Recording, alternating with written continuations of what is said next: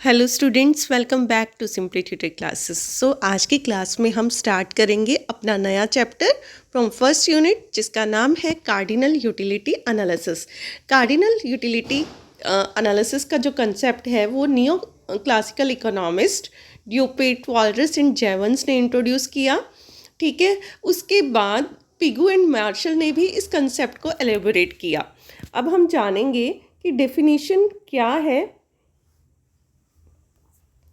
Cardinal utility analysis की। Utility क्या है? Utility is the basis. Utility क्या है?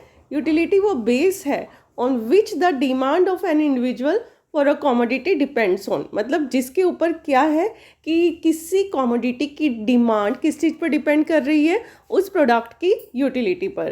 तो यूटिलिटी क्या हो गया? Utility is the power of commodity to satisfy human wants, या हम बोल सकते हैं utility is the want satisfying power of a commodity.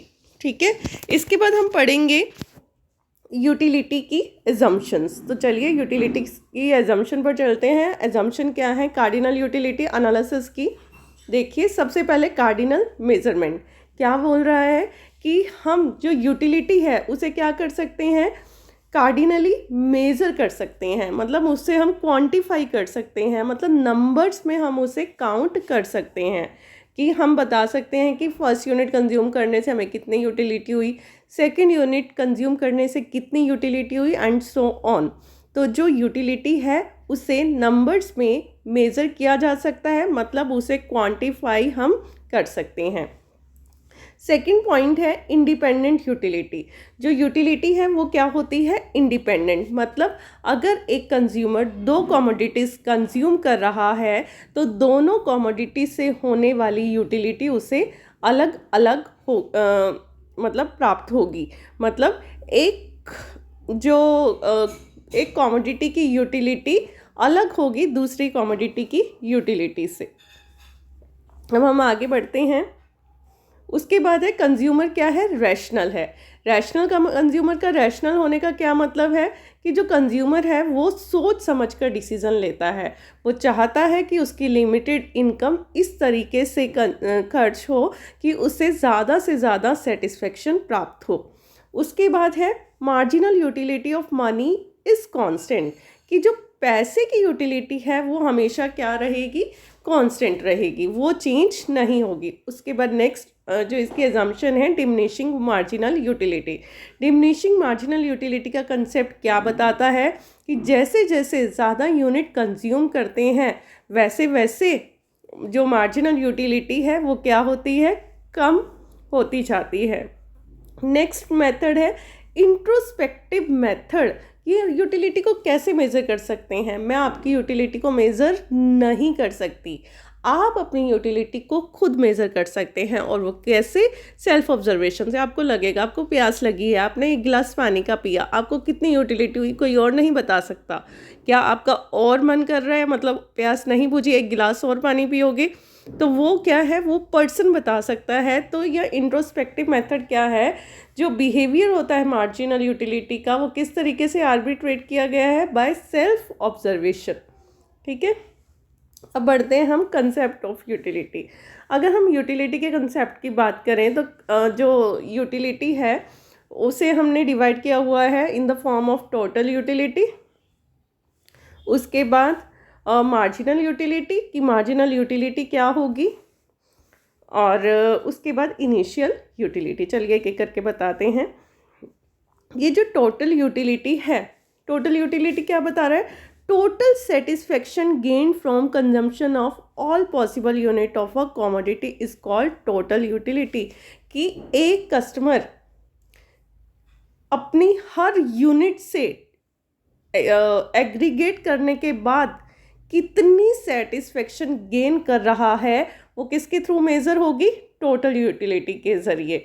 और इसका फॉर्मूला हो जाता है आपका total utility is equal to function of aggregate quantity of X. मतलब कि अगर वो जैसे ये बताया है, by consuming the first unit of ice cream a person gets 20 util, 15 util by second and 10 unit by 10। तो टोटल यूटिलिटी कितनी होगी? इन सबको टोटल करने के बाद मतलब 20 + 15 + 10 that is called total utility. Clear? Total satisfaction जो एक कंज्यूमर गेन कर रहा है अपनी सारी की सारी कमोडिटीज़ को कंज्यूम करने के बाद, उसे क्या बोला जाएगा? Total utility. क्लियर? उसके बाद आइए मार्जिनल यूटिलिटी पर। मार्जिनल यूटिलिटी का कंसेप्ट जेवोस ने दिया।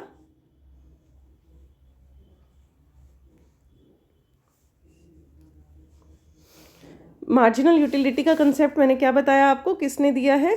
जेवोस ने दिया। मार्जिनल यूटिलिटी क्या बताती है? देखिए, मार्जिनल यूटिलिटी बता रही है, इंट्रोड्यूसर मार्जिनल यूटिलिटी बताता है कि अगर हम एक एडिशनल यूनिट को कंज्यूम करते हैं तो एडिशनल यूनिट को कंज्यूम करने से एक कंज्यूमर की कितनी सेटिस्फेक्शन बढ़ती है या कम होती है, वो चीज़ क्या रिफ्लेक्ट कर रही है? Marginal utility. ठीक है, तो marginal utility refers to addition in total utility. किस चीज़ में? एडिशन। टोटल यूटिलिटी में कितना एडिशन हुआ, कितना ऐड हुआ, कैसे? By consuming 1 more unit of commodity. ठीक है, तो इसका फॉर्मूला हो जाएगा आपका marginal utility is equal to total utility of n, n मतलब जो भी हम सेकंड नंबर पर जो हमने कंज्यूम किया, माइनस उससे पहले वाले यूनिट कंज्यूम करने के बाद कितना था। मान लीजिए टोटल यूटिलिटी ऑफ एन 45 है, माइनस 35 मतलब इससे पहले वाले यूनिट को कंज्यूम करके 35 यूटिलिटी आई थी। तो जो हमारे पास टोटल रिजल्ट आएगा वो आएगा 10 यूटिल्स। ये यूटिल्स क्यों है, ये मैं आपको एक चीज़ बताना भूल गई हूँ।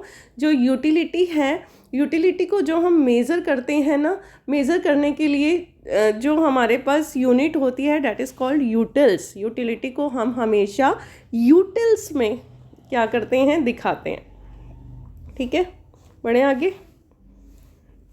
अब देखिए मार्जिनल यूटिलिटी भी 3 तरह की होती है। एक होती है पॉजिटिव मार्जिनल यूटिलिटी, एक होती है नेगेटिव, एक होती है ज़ीरो। मतलब एक एक्स्ट्रा यूनिट कंज्यूम करने से अगर आपका जो यूटिलिटी है वो बढ़ती है तो वो क्या हो जाएगा? Positive marginal utility.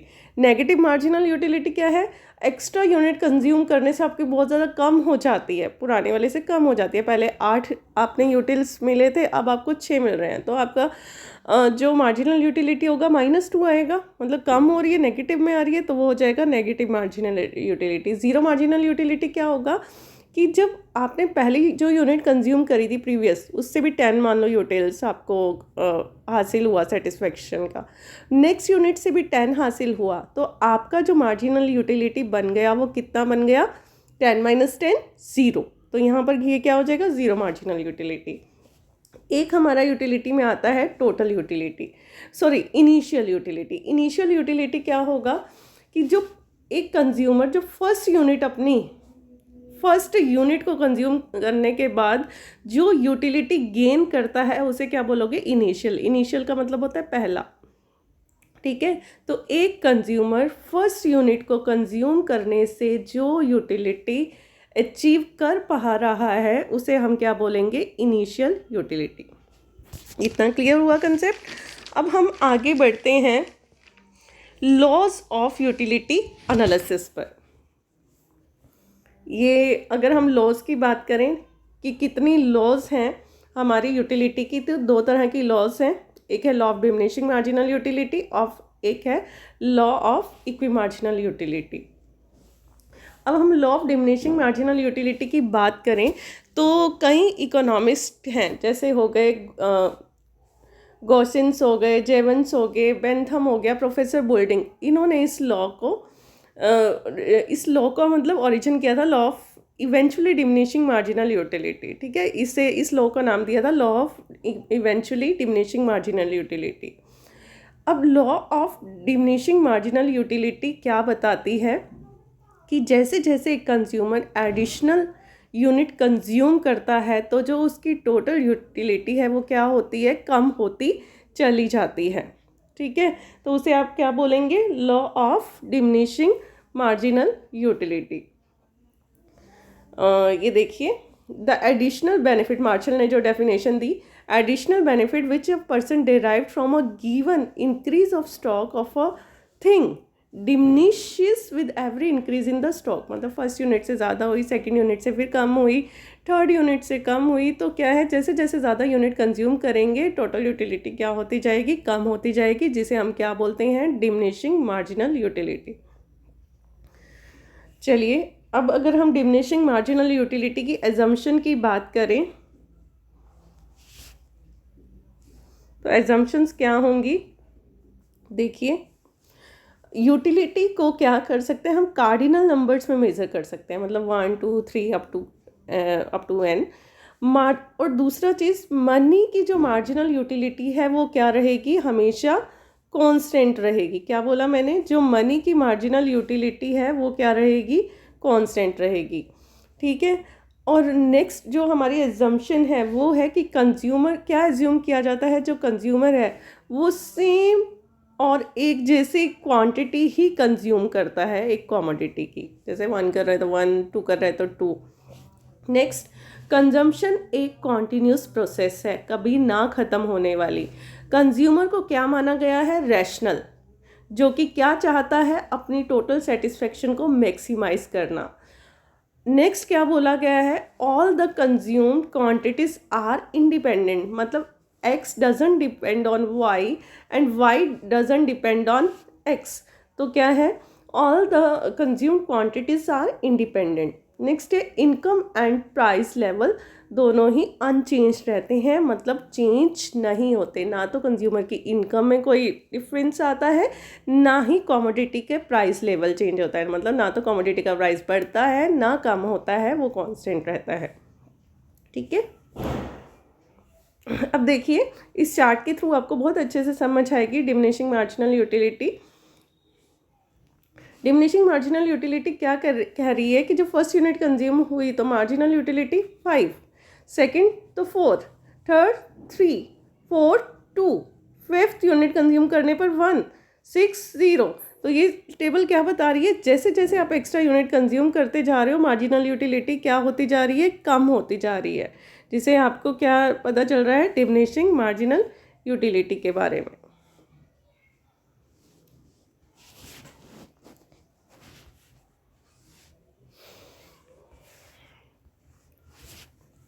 इससे आप ग्राफ के थ्रू भी देख सकते हैं, ये ग्राफ है, ठीक है।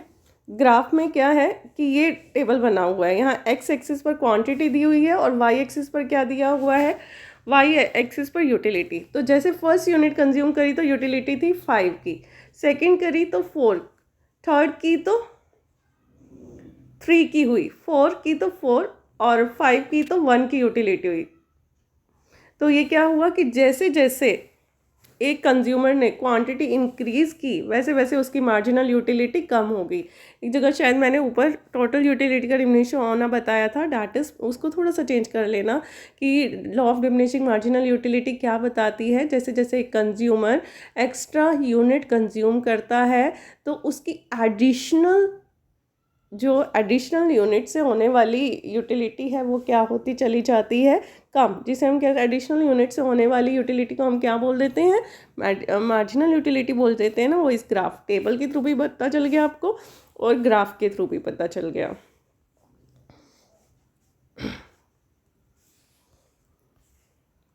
अब देखिए एक्सेप्शंस क्या हैं लॉ की, कि कहाँ कहाँ पर law of diminishing marginal utility जो है वो अप्लाई नहीं होती। तो सबसे पहले हम बात करें चीप स्केट्स क्या होते हैं, चीप स्केट मतलब ऐसे लोग जो कि बहुत, जिनकी नेचर कंजूस टाइप की होती है, मतलब जो जोड़ना जानते हैं कि वो जितनी यूनिट कंज्यूम करते जाएंगे फर्स्ट से उन्हें अच्छी यूटिलिटी, सेकंड से उन्हें और ज़्यादा हुई, थर्ड से उन्हें और ज़्यादा सेटिस्फेक्शन मिली, मतलब जितना उनके पास आता गया उतनी उनकी संतुष्टि बढ़ती गई।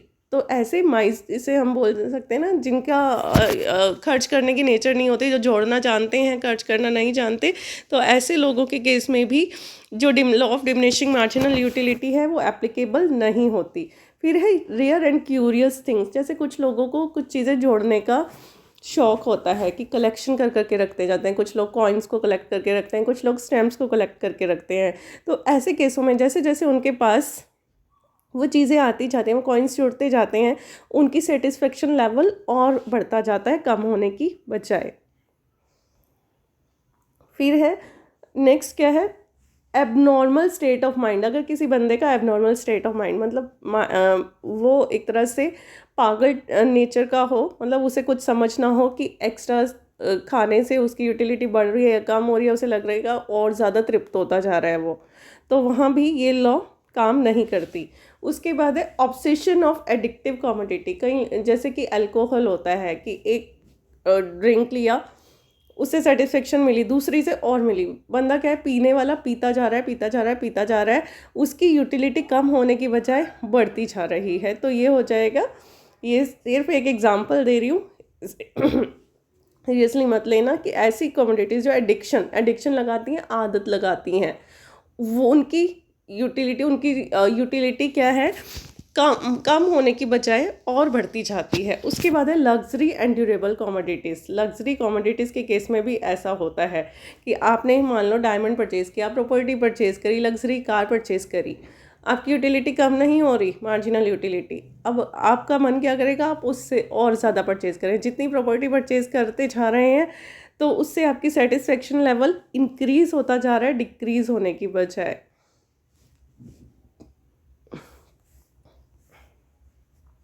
उसके बाद देखिए inhomogeneous quantity of a particular commodity. देखिए कई बार ऐसा होता है कि एक ही कमोडिटी का जैसे जैसे एक्स्ट्रा यूनिट कंज्यूम करते हैं, उनका कलर भी चेंज हो जाता है, उनकी क्वालिटी चेंज हो जाती है, फीचर्स चेंज हो जाते हैं। तो ऐसी गुड्स जो कि होमोजीनियस नेचर की ना हो, वहाँ भी जो law of diminishing marginal utility है वो काम नहीं करती। तो ये है ना इनहोमोजीनियस क्वांटिटी ऑफ द कमोडिटी।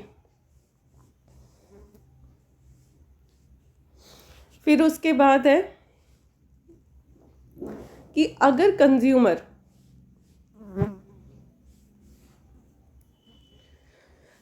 की चॉइस में कुछ चेंज आ जाए कि पहले कोई चीज़ पसंद नहीं थी, अब वो चीज़ पसंद आने लग गई, ठीक है, तो वो अगर चॉइस में ही चेंज आ गया है तो भी वहाँ पर law of diminishing marginal utility काम नहीं करती। Next, if there is any increment in the consumer income, consumer की इनकम बढ़ गई तो ऑब्वियस है कि वो ज़्यादा से ज़्यादा परचेज करना चाहेगा, उसकी सेटिस्फेक्शन लेवल और इंक्रीज होता जाएगा।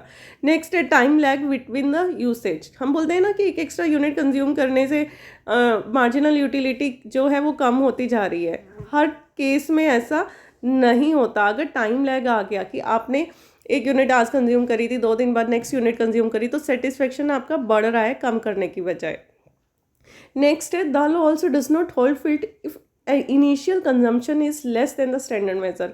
आपको भूख तो लगी थी 2 रोटी खाने की, लेकिन आपको मिली 1 ही रोटी, तो आपका फर्स्ट जो वो है, फर्स्ट यूनिट जो कंज्यूम करी उससे आपका फुली सेटिस्फाई नहीं हुए थे, सेकंड यूनिट में जाकर आपको सेटिस्फेक्शन ज़्यादा मिली, तो वहाँ पर आपकी मार्जिनल यूटिलिटी कम होने की बजाय बढ़ गई।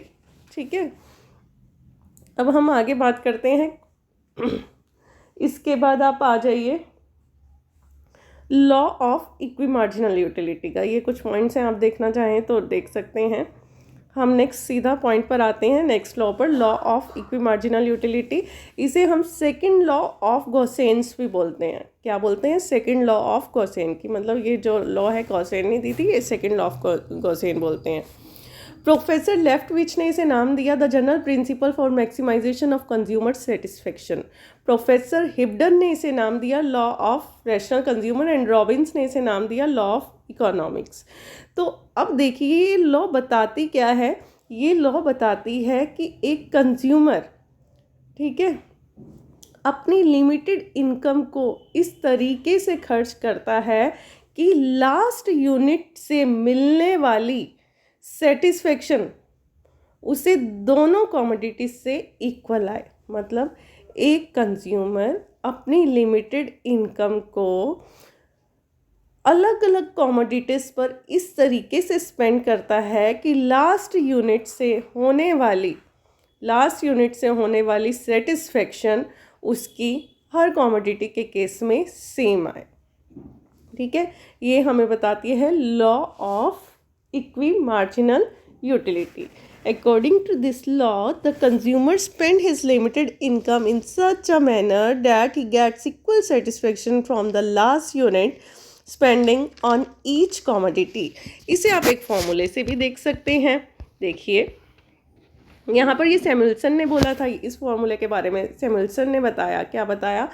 सैमुअल्सन ने बोला था a consumer gets maximum satisfaction when the ratio of marginal utility of all commodity and their prices is equal. इसने बोला था रेशियो किसकी? मार्जिनल यूटिलिटी की. किससे? प्राइस से इक्वल हो. जैसे कि यहाँ 3 तरह की कमोडिटीज़ हैं, X Y Z. Marginal utility क्या रहा है? मार्जिनल यूटिलिटी ऑफ एक्स किसके साथ? प्राइस के साथ. Marginal utility of X by price of X is equal to marginal utility of Y divided by price of Y is equal to marginal utility of Z divided by price of Z. अब देखिए इसको हम ऐसे भी दिखा सकते हैं कि 3 कमोडिटी से होने वाली मार्जिनल यूटिलिटी क्या होगी? सेम होगी. अब एजम्पशंस देखिए इस लॉ की क्या बताती हैं. जो यूटिलिटी है उसे क्या किया जा सकता है? नंबर्स में मेज़र किया जा सकता है, क्वांटिफाइबल है. सेकेंड है price and consumer income level remain स्टेटिंग. मतलब ना तो प्राइस में कोई चेंज आता है ना कंज्यूमर की इनकम में कोई चेंज आता है. वही वाली है जो डिमिनिशिंग मार्जिनल यूटिलिटी की एजम्पशन थी. नेक्स्ट है मार्जिनल यूटिलिटी ऑफ मनी. वो भी क्या रहेगी? स्टैटिक रहेगी, मतलब चेंज नहीं होगा. नेक्स्ट कंज्यूमर रैशनल है, मतलब वो अपनी सेटिस्फेक्शन को ज़्यादा से ज़्यादा इंक्रीज़ करना चाह रहा है. कंज्यूमर की बहुत सारी इच्छाएं हैं. Consumer has many wants.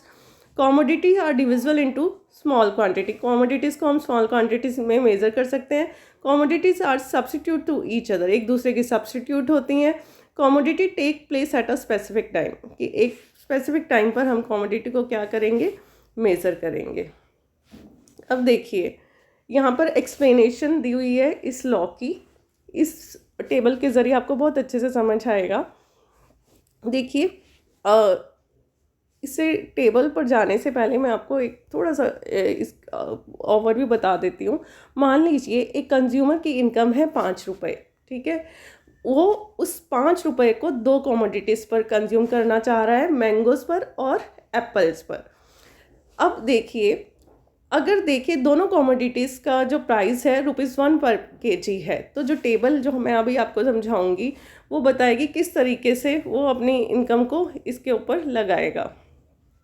ठीक है, 1 rupee unit consume of first unit of income और कितनी यूटिलिटी ऑफ उसे मिलेगी.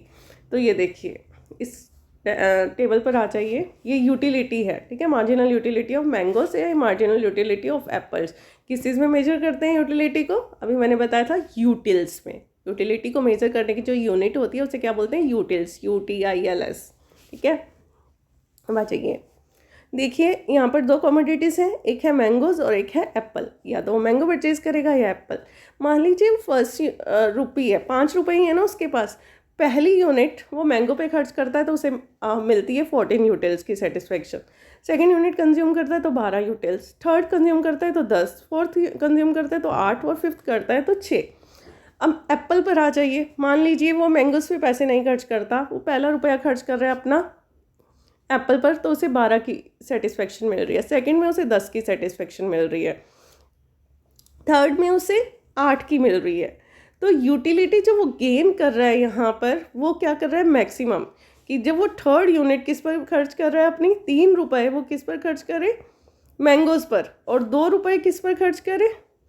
बाकी के एप्पल पर. तो उसका जो सेटिस्फेक्शन है वो क्या होगी? मैक्सिमम होगी. तो ये क्या रिफ्लेक्ट कर रहा है? लॉ ऑफ मार्जिनल यूटिलिटी को, कि लास्ट यूनिट से होने वाली.